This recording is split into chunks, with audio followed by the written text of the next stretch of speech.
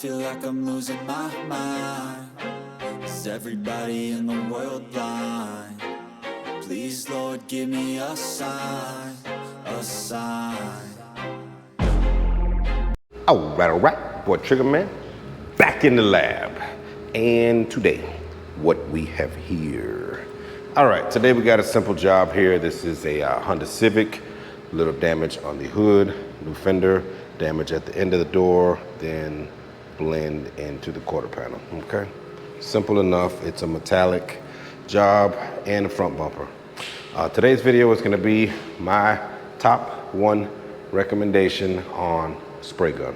Not top 10 guns, not top 3, top 1 gun. For a DIY guy all the way up to even a professional. I've been using it a lot lately and I'm really liking the gun. And so that's why I said I'm gonna make this for the top 1 gun that I would choose, okay? So we'll get into spraying this thing and I will tell you why. All right, so we're gonna go mix up some paint, mask up, and we'll get to it. Okay, fellas, and my all-time favorite spray gun out of all the different budget guns they have, I'm gonna have to say is the Porfice PRD-510, spraying at 34 PSI, putting down some sealer. So yes, this gun, I'm gonna say, is my all-time favorite out of all the different budget guns I've used. And if I were to start over today, let's say someone stole all of my guns, knock on wood, and I had to start from scratch, didn't have much money, $200 to spend, this would be the gun, okay? It works with small air compressors. As you see, that vehicle there, I painted that entire side of that vehicle with a 6-gallon air compressor. Sprayed this car, 6-gallon air compressor.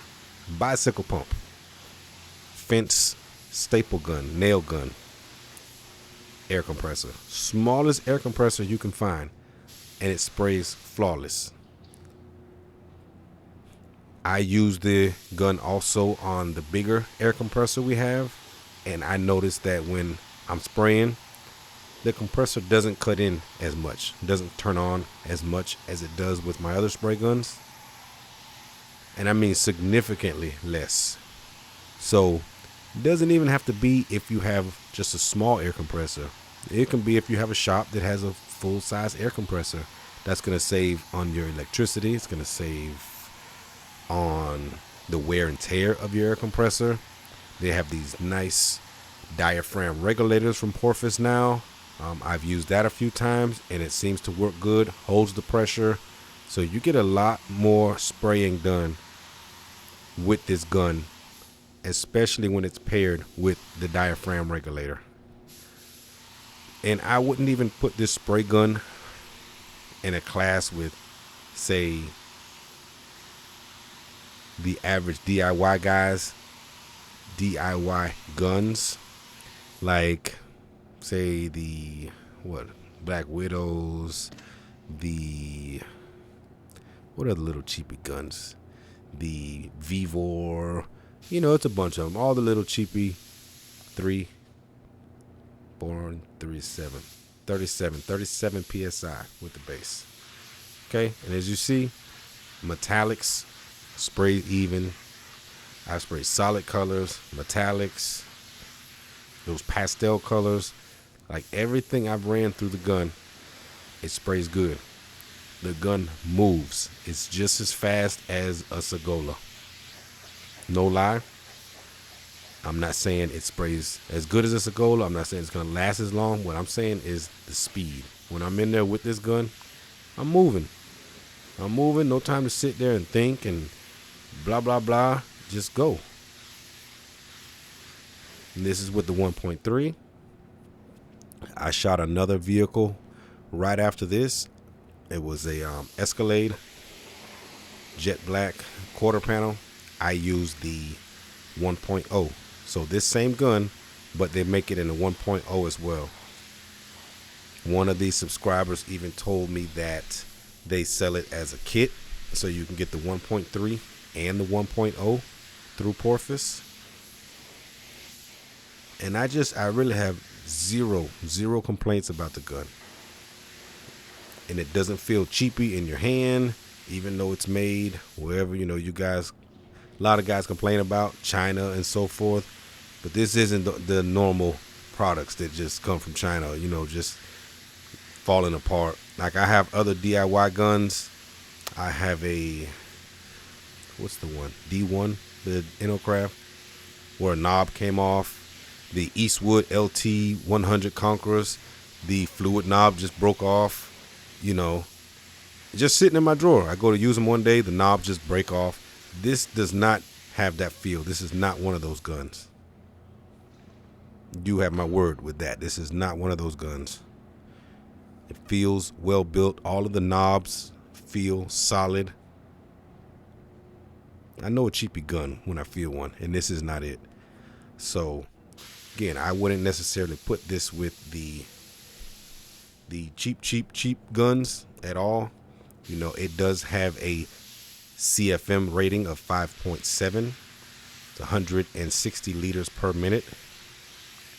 Air consumption, or air usage, or PSI rather, it calls for 23 to 32 PSI operating pressure. But for me, to get the results that I like, I have to go up a lot higher than that. So my base coat usually is around from 33 to 34 PSI. And then on the clear coat, well, you'll see in a minute. I mean, I crank it up quite a bit. But it still works with the air consumption. It still works on the small air compressor. Even at a higher PSI at the gauge, you still get a lot more spray time with the gun in between your compressor cycles. Again, that's 5.7 CFM compared to the average regular gun, which would be from 12 to 16 CFM. So almost triple. And where I finally realized, like, okay, yeah, this gun would be my favorite. I had to go and do some side work to paint a golf cart for a friend of mine. Not really side work, but so I took a little compressor, one of those, see the little compressors that I have in the back by the ladder, the little Vivor compressor. I went and took that, and I was like, which gun would I use? Which gun am I going to use? And I grabbed this, and it was just, and everything went smooth. Went and did it. No problem. Again, it's a golf cart, but for me and all the different variety of guns that I have that I can just go and take and go and just spray something on the side, and that I don't want to run into any kind of issue, for me to grab that, it tells me a lot. So, when I had water, I could have took my water, my LPH 400, LPH 300, LPH 80. Like, I have a variety of guns that I could have taken, and this is at 41 PSI on the clear coat. So I took these two guns. I took the one with the 1.3, and I took the PRD-510 with the 1.0. And everything was smooth.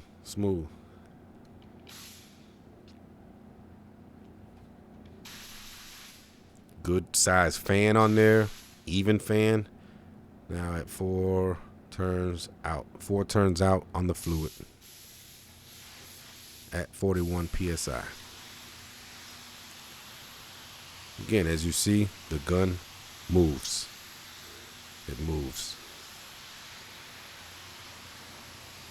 And some of you that may be worried about the gun moving so fast, you can always turn in your fluid. This is just an option that you have. Or if it moves too fast for you, pop in the 1.0. On the Cadillac Escalade that I did after this job, when I put in the 1.0, yes, it was much slower. It was probably less than half of the speed, but the job came out slick. It was a brand new electric Escalade, and I just wanted to look real nice. So I just pulled out the Porfice 1.0. Sweet, but a lot slower. more than half the speed of this gun. You know, especially if you're doing overalls, you're doing an overall paint job, a complete. You know, you want something that you can move with, man. You want something you can move with. Do not want to be sitting there. It's just slow, arm out all day. That's going to wear on you, you know. In that point, it's not even about the speed and just moving fast because you like to move fast. No, it's about you will be fatigued. Your arm, your shoulders, your forearm. Moving that slow, doing a whole vehicle, like it gets fatiguing in that spray booth, man.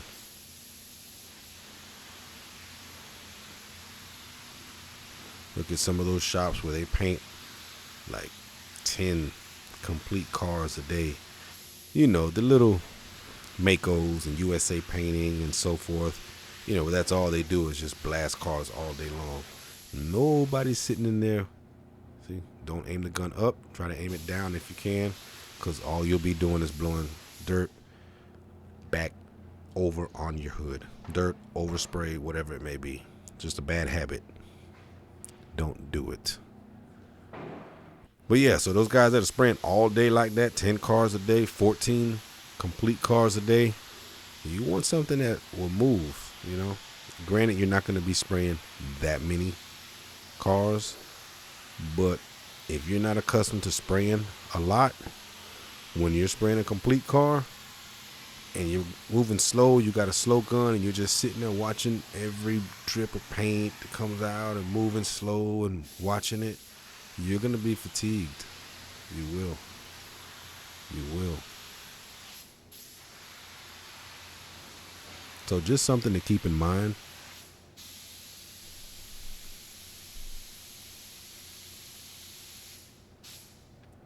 Now I'm at 45 PSI. Yeah, the little gauges are pretty cool. You know, you have the digital gauge. One is the regular, like a shut off, a choke with the gauge on it. And then the other is the Diaphragm, which is the one I have here. And I recommend anybody using this spray gun to use it with the Diaphragm. I'm even recognizing when I use it in my spray booth, and like the air flow just stays regardless. But even when I go to unhook my hose, like it does something. And a couple of you guys, my subscribers, even told me, they were like, when you disconnect the hose from the gun, it's just like, it's hard to explain. It doesn't like pop. It just kind of just like releases. Like it does something inside of those gauges, man. Those diaphragm gauges. Something, I don't know. It's hard to explain. But I just know usually with all of my guns, whenever I disconnect the hose and I'm done, it'll be a loud pop, like pop, like the air is just trying to push the gun across the damn booth. But with this, when you disconnect it, it just like releases. So it's doing something with that airflow, with the pressure. But it's pretty cool. The more I use it, the more I'm liking it. If I didn't have 60 of those damn DeVilbiss air regulators, I mean, I would probably start to load up on diaphragm regulators. But yeah, that'll be an expensive conversion to put on all of my guns.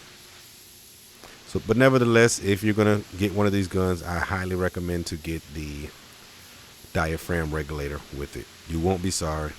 Whether you got a big compressor, small compressor, medium compressor, 6 gallon, 12 gallon, 25 gallon, 20 gallon, 80 gallon, it's still gonna benefit you in the long run.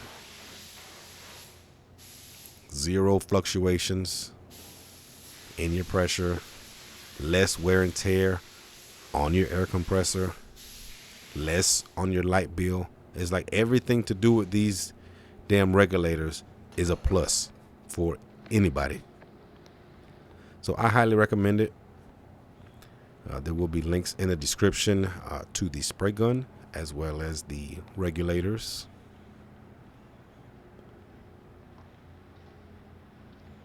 Everything which you'd get directly from Porfice website.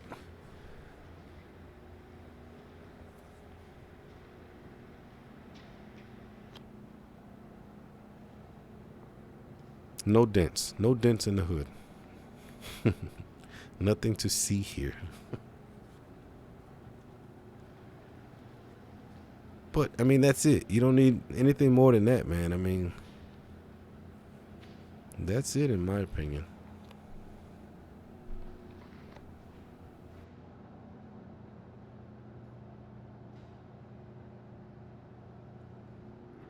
All right. That's what we're looking like.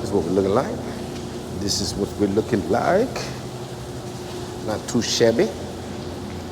Could be better. Could be worse. So we're okay with that. Yeah, man. So if it were me starting over with all of these different guns that I've used, see, there's a lot of chips in here. There's about 90 chips, which look like fish eyes if you didn't know any better. And it's full of dents. See all the dents?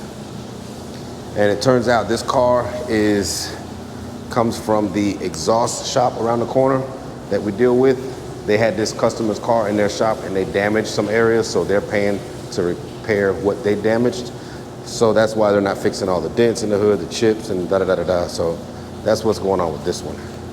So like I said, if it were me starting over, and what I know now with all of the different guns that I've used, from the A&I F-160, all of the different budget guns, the different LVLP guns, this is definitely 100% the gun that I would choose. You know, if you're just gonna start with one, as you see, it did the sealer, wet bed, metallics, no problem, no streaking, no anything, no problem with the metallics. I mean, solid colors,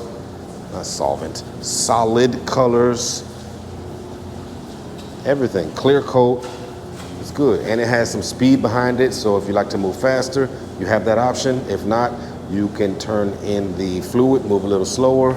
You also have the option to pop in a 1.0 tip in the same gun.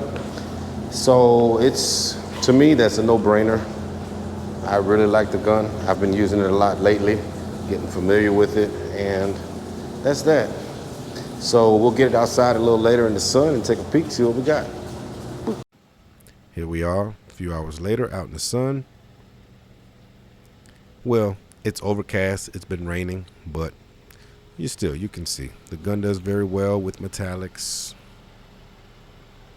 No issues. You know, some guns will over atomize and give you a issue with the metallics.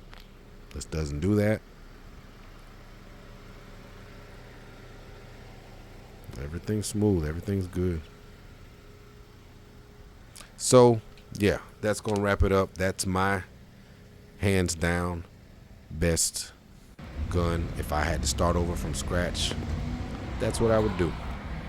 If I had no money. If I had plenty of money, it'd be something else. But if I had limited funds, this is the gun. Okay? So I want to thank you for watching. Hope you enjoyed. Give a thumbs up if you did. Subscribe if you're not subscribed. And I'll catch you in the next one. Peace.